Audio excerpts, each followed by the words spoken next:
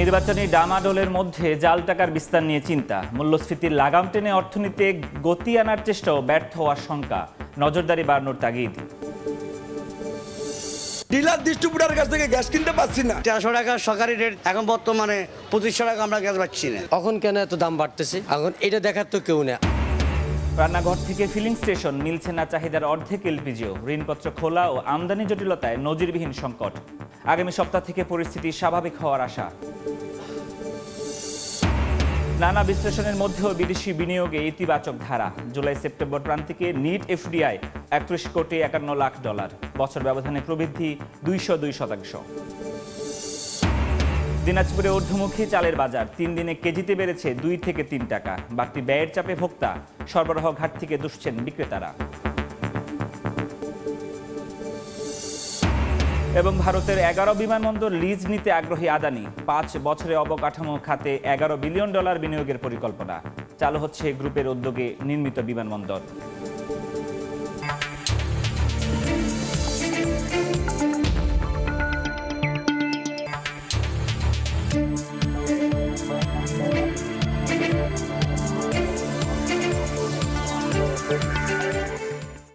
দেখছিলেন শিরোনাম। আমন্ত্রণ জানাচ্ছি দেশ ও দেশের বাইরের অর্থনীতির নানা খবর নিয়ে আমাদের নিয়মিত আয়োজন এসময়ের বাণিজ্যে।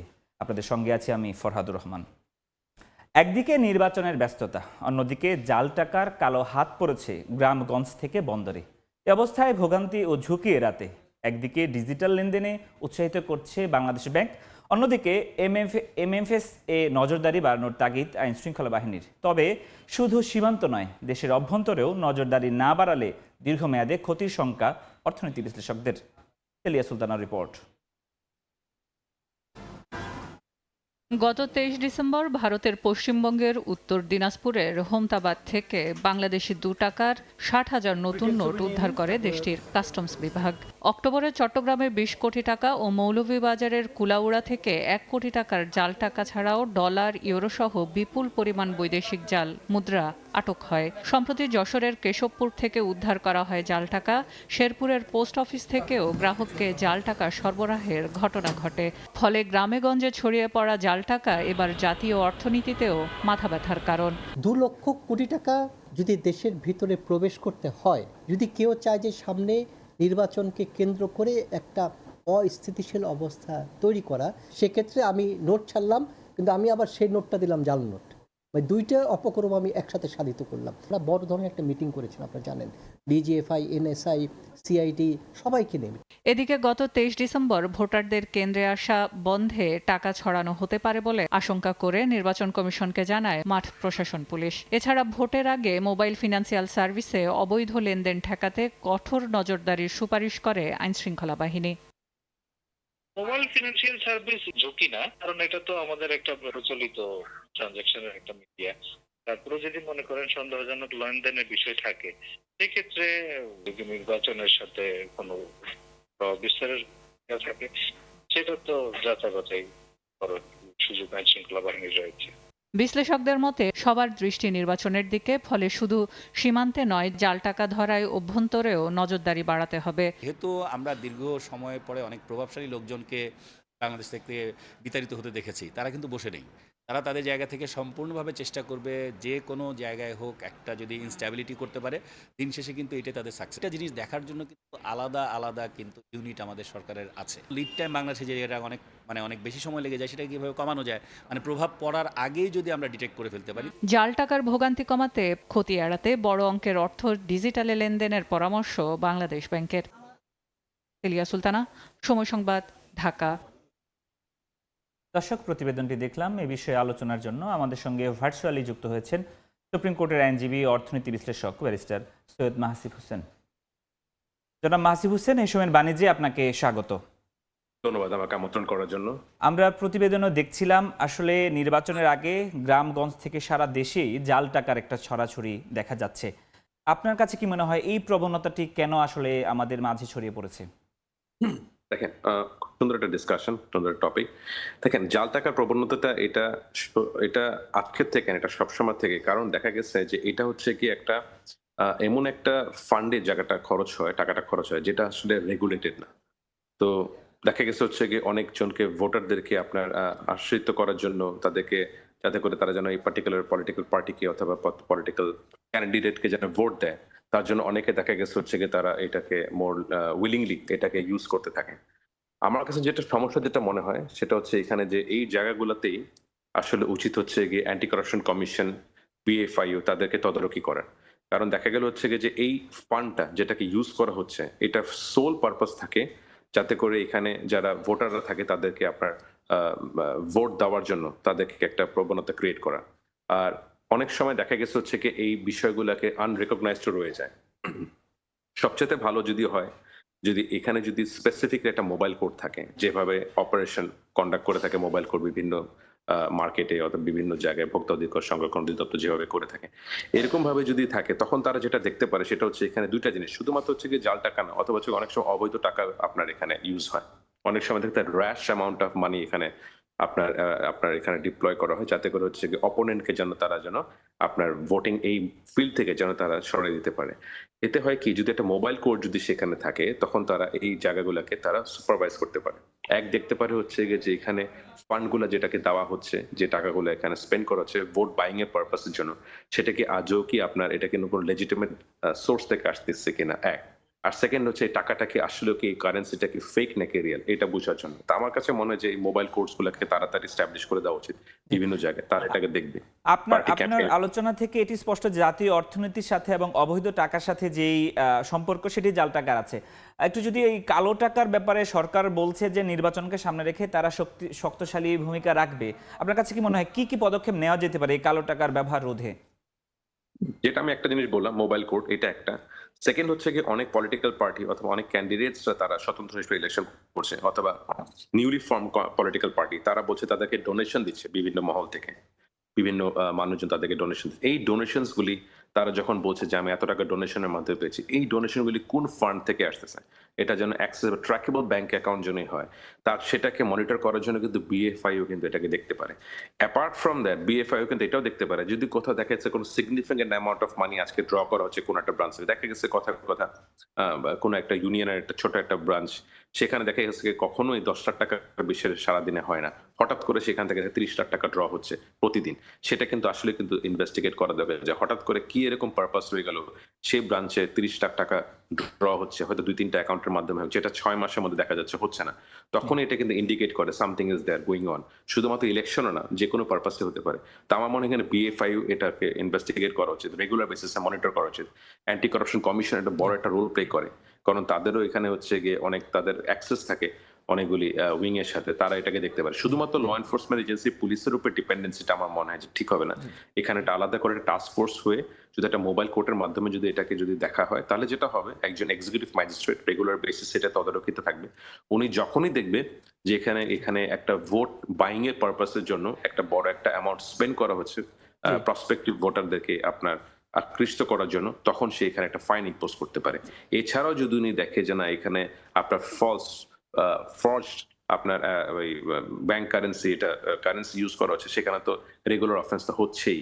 তো আমার মনে হয় যে একটা রেগুলার এফিশিয়েন্ট মোবাইল কোড সিস্টেমটাকে ডিপ্লয় করা উচিত। এর সাথে সাথে আপনার প্রত্যেকটা ফান্ড কোথা থেকে আসতেছে এটা যেন অডিট রিপোর্টের মাধ্যমে যেন ভবিষ্যতে যেন অডিট করা হয়। জি যদি হ্যাঁ, দেখা যায় আপনি যে- অডিট এবং কোডের কথা বলছিলেন, একেবারেই আমাদের সময় শেষ। একটি শেষ প্রশ্ন করতে চাই আপনাকে যে এই যে প্রতিটি সরকার তাদের কেউ কেউ নির্বাচনকে বিতর্কিত করার জন্য জাল টাকা কিংবা কালো টাকা ব্যবহার করতে পারে বলে সরকারের পক্ষ থেকে শঙ্কা উপদেষ্টারা বলছেন। এই ব্যাপারে আসলে আপনাদের বিশ্লেষণটা কি, আসলে এটি হতে পারে কিনা বা হলে কি প্রতিরোধ ব্যবস্থা নেওয়া যেতে পারে? দেখেন, প্রথমত হচ্ছে গিয়ে আমি প্রিভেনশনের জন্য আমার কাছে যেটা মনে হয় যে অ্যাপার্ট ফ্রম এই ধরনের জিনিসপত্র, আরেকটা জিনিস সেটা খুব ভালো একটা জিনিস যেটা হতে পারে সেটা হচ্ছে কি এনবিআর কিন্তু অলরেডি কিন্তু এই বিষয়গুলোকে নিয়ে তাদের কাছে কিন্তু একটা ডিক্লারেশন আছে যে কার কত টাকা তারা ডিক্লেয়ার করছে। এখন আগের গভর্নমেন্ট অথবা যে কোনো মহল থেকে যদি এই ইলেকশনটাকে যদি নষ্ট করার জন্য এই ধরনের ফান্ডিং করতে থাকে, আবারও আমার কাছে মনে হয় যে ইলেকশন করার জন্য যে পার্টিকুলার মোবাইল কোডটাকে এস্টাবলিশ করা হবে অথবা আপনার অ্যান্টি কারাপশন কমিশন, বিএফআইও, এরা হচ্ছে গিয়ে দ্য বেস্ট মিনস এটাকে আপনার আইডেন্টিফাই করা আর তাদেরকে আপনার ইরিডিকেট করা। জি, অনেক ধন্যবাদ আমাদের সাথে যুক্ত হওয়ার জন্য। ধন্যবাদ। দর্শক, সরাসরি যুক্ত হয়েছিলাম সুপ্রিম কোর্ট থেকে। জাল টাকা ও কালো টাকার ব্যবহার নিয়ে আমাদের সাথে আলোচনার জন্য যুক্ত হয়েছিলেন ব্যারিস্টার সৈয়দ মাহাসিফ হোসেন। যাচ্ছি অন্য প্রসঙ্গে। চাহিদার অর্ধেক এলপিজিও মিলছে না বাজারে। তীব্র সংকটের পাশাপাশি থামছে না দাম নিয়ে নৈরাজ্য। খাত সংশ্লিষ্টরা বলছেন, ঋণপত্র খোলা সংক্রান্ত জটিলতায় কয়েকটি প্রতিষ্ঠানের উৎপাদন বন্ধ, আবার কিছু প্রতিষ্ঠান আমদানি বাড়াতে চাইলেও যথাসময়ে সরকারের অনুমতি না পাওয়ায় বাড়ছে সংকট। তবে আগামী সপ্তাহ থেকে পরিস্থিতি স্বাভাবিক হবে বলে আশা আমদানিকারকদের। খলিলুর রহমানের ছবিতে ফারুক ভাই রবিনের রিপোর্ট। 3200 টাকার সিলিন্ডার 5000 টাকা বিক্রি হচ্ছে, এরপরেও দিচ্ছে না। দোকান খালি হয়ে রয়েছে, কিন্তু আমি তো মাল পাচ্ছি না। কোম্পানির কোন ডিলার ডিস্ট্রিবিউটারের কাছ থেকে গ্যাস কিনতে পাচ্ছি না। এলপি গ্যাস নেই, রাজধানীর অনেক দোকানে সাঁটানো এমন নোটিশ। সংকটের মধ্যে দাম নিয়েও চলছে নৈরাজ্য। সিলিন্ডার কিনতে হচ্ছে প্রায় দ্বিগুণ দামে, এরপরও পাওয়া যাচ্ছে না সব জায়গায়। বিভিন্ন দোকানে ঘুরতেছি, বিভিন্ন জায়গায় কল দিচ্ছি, কোনো জায়গাতে আসলে কোনো রেসপন্স পাইতেছি না। 1300 টাকা সরকারি রেট, এখন বর্তমানে 2500 টাকা আমরা গ্যাস পাচ্ছি না। এখন কেন এত দাম বাড়তেছে? এখন এটা দেখার তো কেউ নেই। আমার এখানে যা বোতল পিছনে দেখতেছেন সবগুলি খালি বোতল, এজন্য আমি এটা টানাইতে বাধ্য হয়েছি।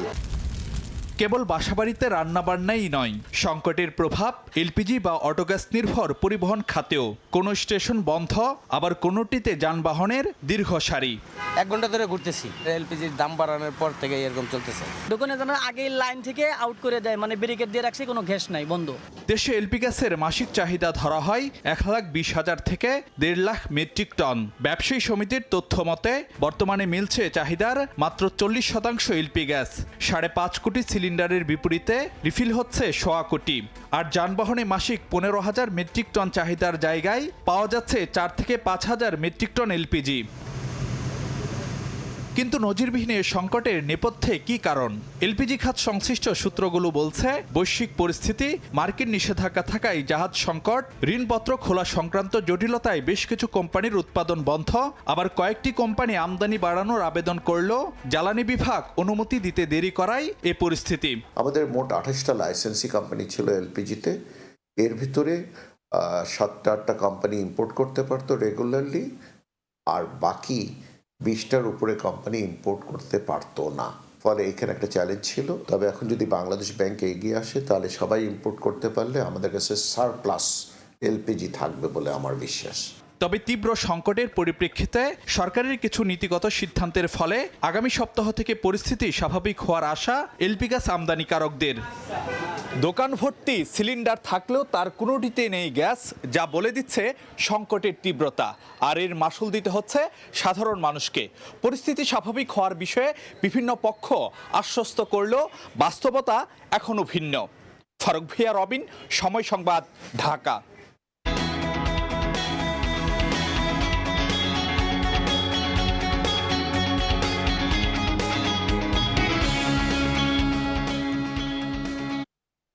বাজারে দেশি পেঁয়াজের সরবরাহ বাড়ায় চাঁপাইনবাবগঞ্জের সোনা মসজিদ স্থলবন্দর দিয়ে ভারত থেকে আমদানি কমেছে। এ নিয়ে বিস্তারিত জানাতে এই মুহূর্তে সোনা মসজিদ স্থলবন্দর থেকে যুক্ত হচ্ছেন সহকর্মী জাহাঙ্গীর আলম। জাহাঙ্গীর, চাঁপাইনবাবগঞ্জের সোনা মসজিদ স্থলবন্দর দিয়ে গত 1 সপ্তাহ ধরে আমরা দেখছি যে পেঁয়াজের যে আমদানি সেটি ব্যাপক হারে কমেছে। বিশেষ করে এই স্থলবন্দর দিয়ে আমরা দেখছি গত 1 সপ্তাহে গড়ে 7 থেকে 10টি ভারতীয় পণ্যবাহী ট্রাক এখান দিয়ে প্রবেশ করেছে। এর কারণ হিসেবে এখানকার আমদানিকারক এবং ব্যবসায়ীরা বলছেন যে দেশে যে উৎপাদিত পেঁয়াজ সেটি আসলে এই মুহূর্তে বাজারে চলে এসেছে এবং যেহেতু দামও অনেকটা কমে গেছে, যার প্রভাব পড়েছে পেঁয়াজের আমদানির কার্যক্রমেও।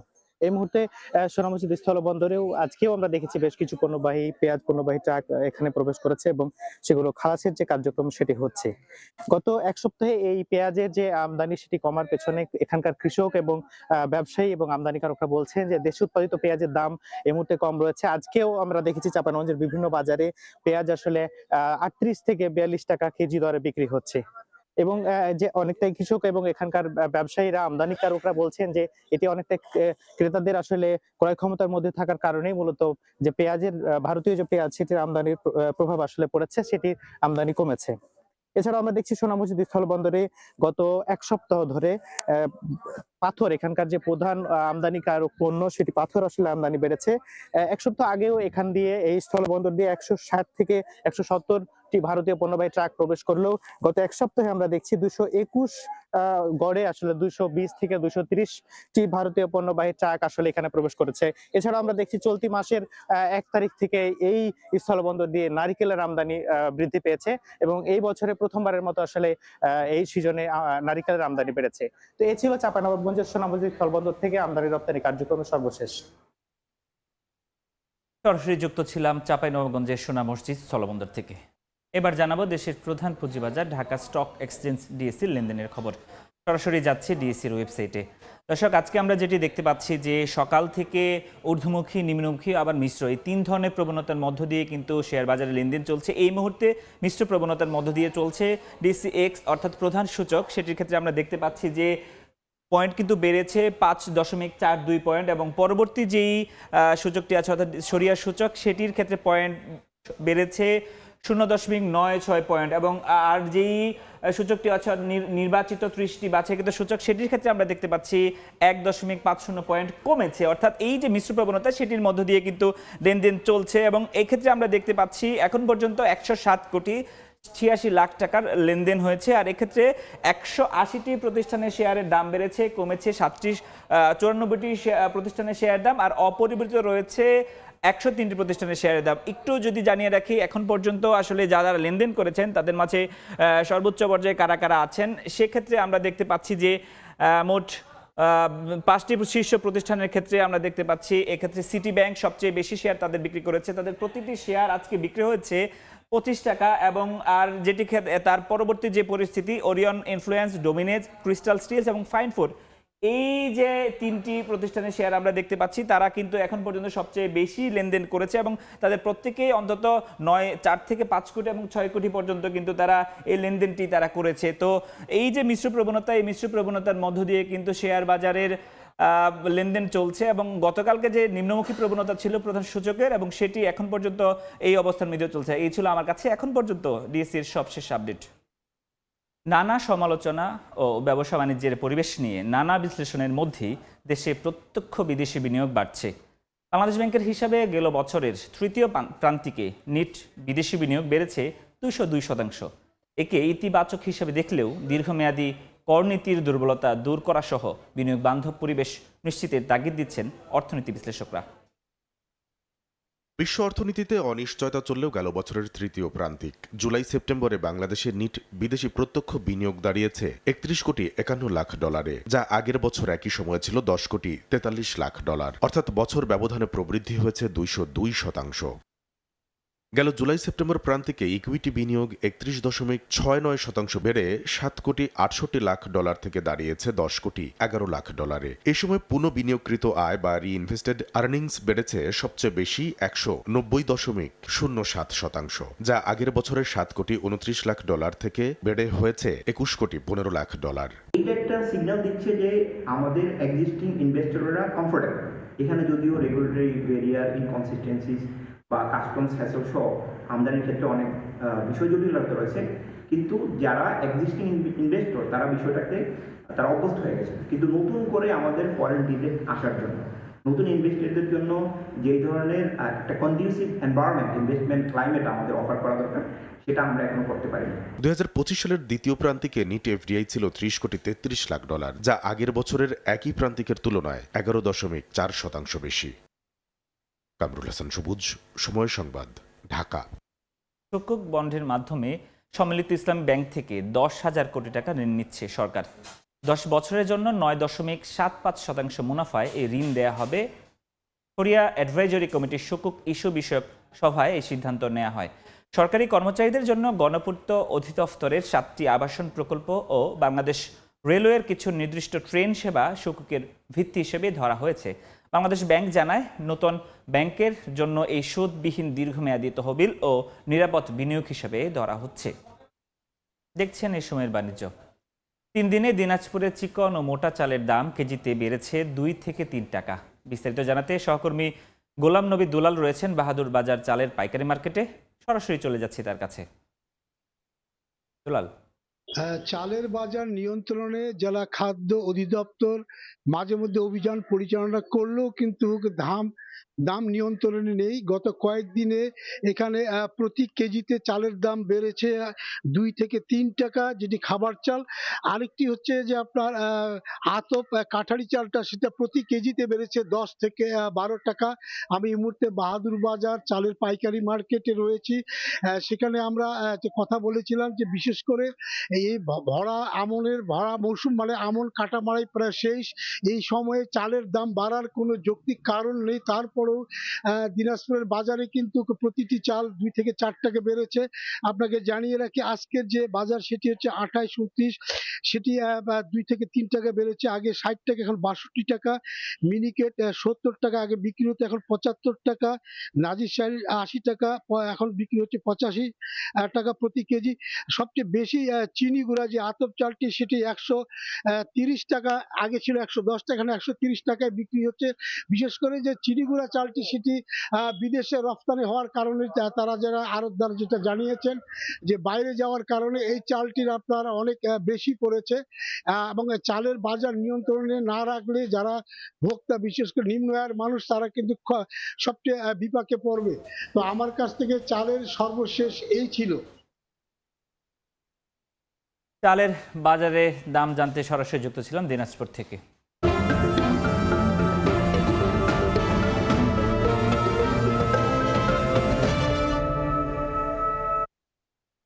সরকারি প্রকল্পে পোড়ামাটির ইট ব্যবহারে নিষেধাজ্ঞা থাকলেও পটুয়াখালীতে ইপিজেড নির্মাণে সেই নিয়ম মানা হচ্ছে না। পরিবেশবিদরা বলছেন, ইপিজেডে পোড়ামাটির ইট ব্যবহার শুধু পরিবেশের জন্যই ক্ষতিকর নয়, বিদেশি বিনিয়োগকারীদের কাছেও যাবে নেতিবাচক বার্তা। প্রকল্প কর্তৃপক্ষের দাবি, ব্লক সংকটের কারণে এমন সিদ্ধান্ত নিয়েছে তারা। শিকদার জাবির হোসেনের রিপোর্ট, ক্যামেরায় ছিলেন তৌকিব পেদা। পায়রা সমুদ্র বন্দর ঘিরে পটুয়াখালীতে গড়ে উঠছে দেশের দ্বিতীয় বৃহত্তম রপ্তানি প্রক্রিয়াকরণ এলাকা ইপিজেড। শিল্পায়ন, কর্মসংস্থান সৃষ্টি এবং বিদেশি বিনিয়োগের বড় প্রত্যাশা নিয়ে এগোচ্ছে এ প্রকল্প। তবে নির্মাণের শুরুতেই পরিবেশগত মানদণ্ড নিয়ে দেখা দিয়েছে প্রশ্ন। অভিযোগ উঠেছে, ইপিজেড এলাকার সীমানা প্রাচীর সহ বিভিন্ন অবকাঠামো নির্মাণে ব্যবহার করা হচ্ছে পোড়ামাটির ইট। দক্ষিণ এলাকা, লবণ এলাকার ইট এই প্লাস্টার করলে প্লাস্টার জড়িয়ে পড়বে। বাংলা ইটের পরিবর্তে পট্ট ব্রিক্স ব্যবহার করা হয়, সেক্ষেত্রে কাজটা অনেক মজবুত হবে এবং দীর্ঘস্থায়ী হবে। এটা লবণ জাতীয় জিনিস, এটা পানিতে আয়রন আছে, এই ইটটা বেশি দিন লাস্টিং করবে না। কাজেই অটো ব্রিক্স দিয়ে গাঁথনি করলে ওটা বেশি দিন টেকসই হবে, ভালো গাঁথনির দেখার সৌন্দর্য হবে ভালো। ইট প্রস্তুত ও ভাটা স্থাপন নিয়ন্ত্রণ আইন অনুযায়ী জলবায়ু ও পরিবেশ রক্ষায় সরকারি নির্মাণ কাজে পোড়ামাটির ইট পরিহার করে ব্লক ব্যবহার বাধ্যতামূলক। অথচ সেই নীতিমালা এখানে উপেক্ষিত। আন্তর্জাতিক মানের ইপিজেড নির্মাণে ব্যবহার হচ্ছে পোড়ামাটির ইট। এতে উপকূল জুড়ে নতুন করে ইটভাটা বিস্তারের আশঙ্কা করছেন পরিবেশবিদরা। তারা বলছেন, পোড়ামাটির ইট তৈরিতে শুধু বনাঞ্চল উজাড় নয়, বিদেশি বিনিয়োগকারীদের আস্থার সংকটও দেখা দিতে পারে। ইটের ভাটার অবৈধ মালিকদের অবৈধ কাজগুলো যদি আইনতভাবে বন্ধ না করা হয়, তারা দলীয়, রাজনৈতিক, বিভিন্নভাবে অর্থনৈতিকভাবে সুবিধা নিয়ে আমাদের এই অবস্থায় বেআইনি কাজগুলো, সেই বেআইনি কাজটা বন্ধ করে আইনের মাধ্যমে পরিচিত হলে পরে আমি মনে করি আমাদের এই জেলার পরিবেশ রক্ষা হবে। অনেকে মনে করে থাকেন যে ব্লকেটের হয়তো বা স্থায়িত্ব কম, কিন্তু এটা আসলে পুরোপুরি ভুল ধারণা। ব্লকেট ব্যবহার করলে দেখা যায় সেটা যেমন সাশ্রয়ী হবে, নর্মাল আপনার এটার থেকে সেটা 30% পর্যন্ত সাশ্রয়ী হতে পারে। এ বিষয়ে ইপিজেড প্রকল্প পরিচালক শফিকুল ইসলাম ক্যামেরার সামনে কথা বলতে রাজি হননি। তবে মুঠোফোনে উপপরিচালক জানান, ব্লক সংকটের কারণে ব্যবহার হচ্ছে পোড়ামাটি। বাংলাদেশের প্রেক্ষিতে ব্লকটা এখনো রকম অ্যাভেলেবেল নাই, তবে আমরাও চেষ্টা করতেছি আস্তে আস্তে ইট থেকে ব্লকের দিকে। ঢাকা কুয়াকাটা মহাসড়কের পাশে পটুয়াখালীর আউলিয়াপুরে প্রায় 410 একর জমির উপর নির্মাণ হচ্ছে ইপিজেড। এর মোট ব্যয় ধরা হয়েছে 1443 কোটি টাকা। চলতি বছরেই নির্মাণ কাজ শেষ হওয়ার কথা রয়েছে। শিকদার জাবির হোসেন, সময় সংবাদ, পটুয়াখালী। 30তম ঢাকা আন্তর্জাতিক বাণিজ্য মেলার 10ম দিন আজ। কর্মদিবসে সকালবেলা মেলার খবরে জানাতে যুক্ত হচ্ছে রিপোর্টার তোফাজ্জল হোসেন। সরাসরি যাচ্ছি তার কাছে। ফাজ্জল, দশম দিনের মতো চলছে ঢাকা আন্তর্জাতিক বাণিজ্য মেলা। এবারের মেলায় সকাল 10টার সময় মেলার গেট খুললেও এখনও ক্রেতা দর্শনার্থীর সংখ্যা একদমই হাতে গোনা। তবে মেলা কর্তৃপক্ষ বলছেন সাপ্তাহিক কর্মদিবস হওয়াতে ক্রেতা দর্শনার্থীর সংখ্যা কিছুটা কম এবং বেলা বাড়ার সাথে সাথে মেলার ক্রেতা দর্শনার্থীর সংখ্যা বাড়তে থাকবে। একই সঙ্গে ছুটির দিনগুলোতে প্রচুর দর্শনার্থীর সংখ্যা থাকলে উপস্থিতি থাকে, কিন্তু সেটা কমতে থাকে কার্যদিবসগুলোতে। এবারের মেলায় দেশি বিদেশি মিলে 324টার মতো স্টল আছে, সেখানে 6টি দেশ থেকে 11টি স্টল অংশ নিয়েছে এবারের মেলায়। 11টি বিদেশি স্টল অংশ নিয়েছে, তার মাধ্যমে দেশি বিদেশি পণ্যের পসরা সাজিয়ে বসানো হয়েছে। দেশি বিদেশি পণ্যের পসরা সাজানো হয়েছে মেলায়, যার মাধ্যমে দেশি ক্রেতাদের কাছে বিদেশি পণ্যের পরিচিতি যেমন ঘটানো হচ্ছে, তেমনি বিদেশি ক্রেতা এবং বিভিন্ন কোম্পানির কাছে বাংলাদেশে উৎপাদিত পণ্যের পরিচয় ঘটানো হচ্ছে, যার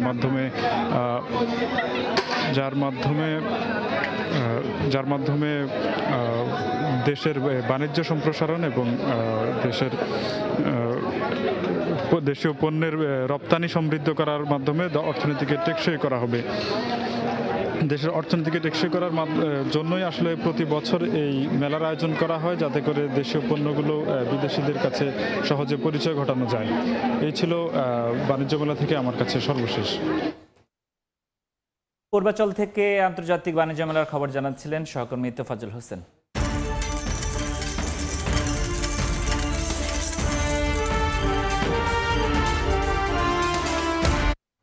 বিশ্ববাজারে ঊর্ধ্বমুখী রয়েছে প্রায় বেশিরভাগ শিল্পপণ্যের দাম। এজন্য সরবরাহ সংকটকে কারণ হিসাবে তুলে ধরছে দ্য ট্রেডিং ইকোনমিক্স।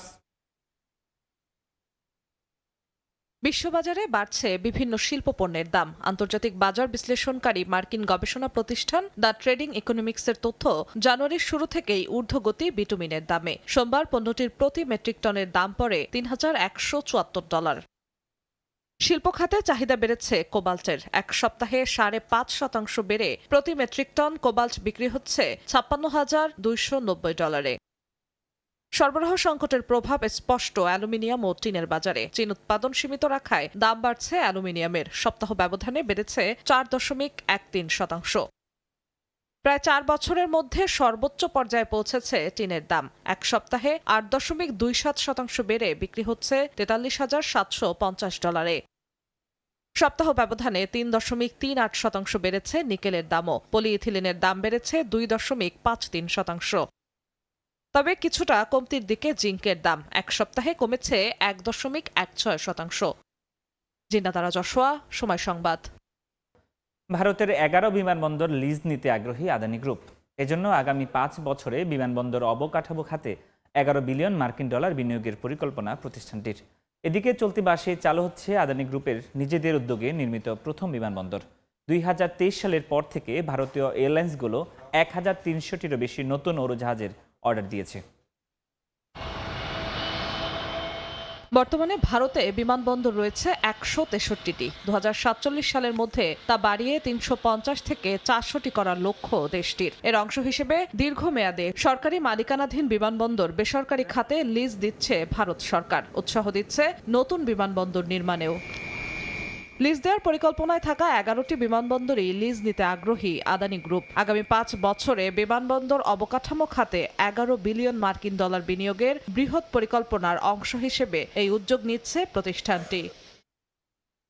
এখন পর্যন্ত আদানি গ্রুপের বিমানবন্দর শাখা সংখ্যার হিসেবে ভারতের সবচেয়ে বড় বিমানবন্দর পরিচালনাকারী প্রতিষ্ঠান। আদানি এয়ারপোর্টস ভারতের 7টি বিমানবন্দর পরিচালনা করছে এবং চলতি মাসেই মুম্বাইয়ের কাছে নিজেদের উদ্যোগে নির্মিত প্রথম নতুন বিমানবন্দরটি চালু করতে যাচ্ছে।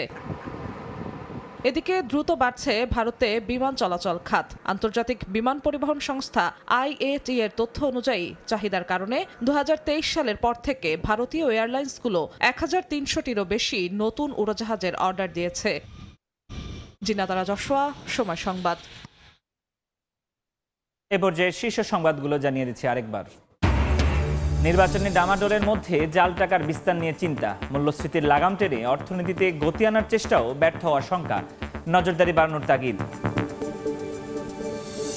ডিলার ডিস্ট্রিবিউটারের কাছ থেকে গ্যাস কিনতে পারছি না। 1300 টাকা সরকারি রেট, এখন বর্তমানে 2500 টাকা আমরা গ্যাস পাচ্ছি না। এখন কেন এত দাম বাড়তেছে? এখন এটা দেখার তো কেউ না। রান্নাঘর থেকে ফিলিং স্টেশন, মিলছে না চাহিদার অর্ধেক এলপিজিও। ঋণপত্র খোলা ও আমদানি জটিলতায় নজিরবিহীন সংকট। আগামী সপ্তাহ থেকে পরিস্থিতি স্বাভাবিক হওয়ার আশা। এবং দিনাজপুরে ঊর্ধ্বমুখী চালের বাজার 3 দিনে কেজিতে বেড়েছে 2 থেকে 3 টাকা। বাড়তি ব্যয়ের চাপে ভোক্তা, সরবরাহ ঘাট থেকে দুষছেন বিক্রেতারা।